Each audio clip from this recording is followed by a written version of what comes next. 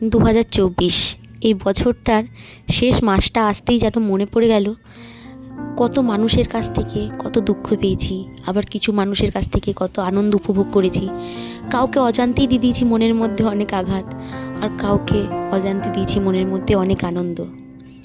তো এই বছর আমাদের কোনো প্ল্যানিং ছিল না ফিস্টির, তাই কিছু কাছের মানুষকে নিয়ে চলে গেলাম কাছেই এক রেস্টুরেন্টে এবং এক থালায় ভাগ করে খেলাম কিছু খাবার।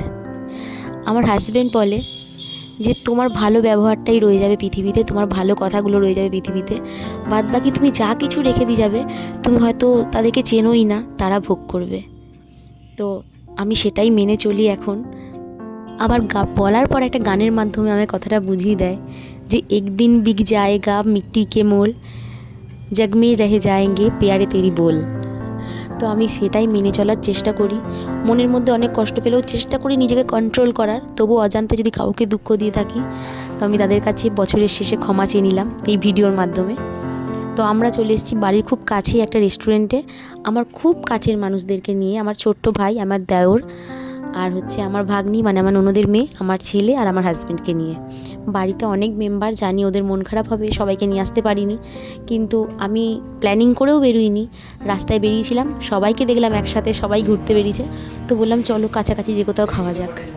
তো বছরের শেষটা এইভাবেই এনজয় করলাম। এখনও অবধি পিকনিকের কোনো প্ল্যান নেই।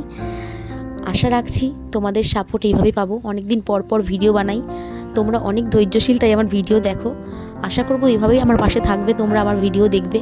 চ্যানেলে নতুন হয়ে থাকলে প্লিজ চ্যানেলটা সাবস্ক্রাইব করো, ফেসবুক থেকে দেখলে লাইক করো, ফলো করো।